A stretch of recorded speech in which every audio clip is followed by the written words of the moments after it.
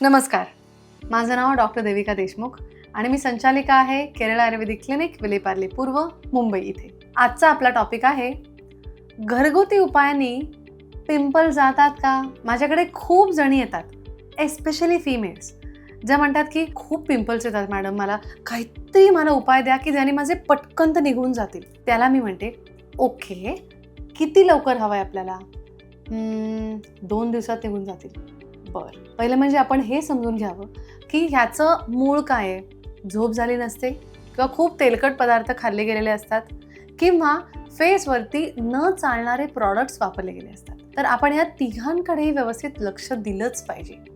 2 दिवसात ज्यांना पिंपल्स घालवायचे असतील त्यांनी ह्या गोष्टी फॉलो करायच्या. एक म्हणजे कुठलाही स्ट्रेस घ्यायचा नाही. दुसरं म्हणजे रात्री झोपायच्या आधी हा पॅच लावतो, तो पॅच लावतो, हे क्रीम लावतो, कोलगेट पेस्ट लावतो, अशा कुठल्याही गोष्टी करायच्या नाहीत. Because there is something called as skin breathing. Let your skin breathe at night. When you let your skin breathe at night, it of course discards जे वाईट आहे त्याला ते घालवून टाकतं आणि सकाळी नवीन स्किन रिजनरेशनला वाव मिळतो. So you have to be very careful about that. कुठलाही लेप जर लावायला सांगितला एखाद्या डॉक्टरने तुम्हाला, तर तो सकाळच्या वेळेत लावा, for only that time being, आणि नंतर साध्या पाण्याने तो वॉश करून टाका. कारण रात्री तुम्ही जर कुठलाही लेप लावून झोपलात तर स्किन तुमची अजून दबली जाते. आणि पुढचा पॉईंट जो सगळ्यात महत्त्वाचा आहे तो म्हणजे अजिबात आपल्या स्किनवरती आलेल्या कुठल्याही छोट्यातल्या छोट्या पिंपलला सुद्धा आपलं नख लावू नका. कारण नखात जे विषारी काही गोष्टी असतात त्यामुळे पिंपलला from red to dark red असा कलर येतो आणि नंतर मग स्कारिंग होतं. So if you want to avoid scarring, you should never ever touch it.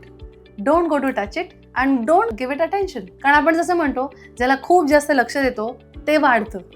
तसंच तुम्ही लक्ष दिलं नाहीत त्या गोष्टीकडे आणि बाकीचं स्वतःचं सौंदर्य बघितलं तर that will be something which will not bother you at all. तुमचं जळजळीत, तिखट, तेलकट असं जर जेवण असेल तर सॉरी, तर पिंपल्स तर तुम्हाला येणारच आहेत. कारण तुम्ही जे आहारात घेता त्याचे ब्लिस्टर्स फॉर्म होतात, आपल्या रक्तात मिसळून रक्ताची उष्णता वाढते आणि म्हणूनच आयुर्वेदात पिंपल्स हा शब्द नसून रक्तशुद्धी हा शब्द आहे.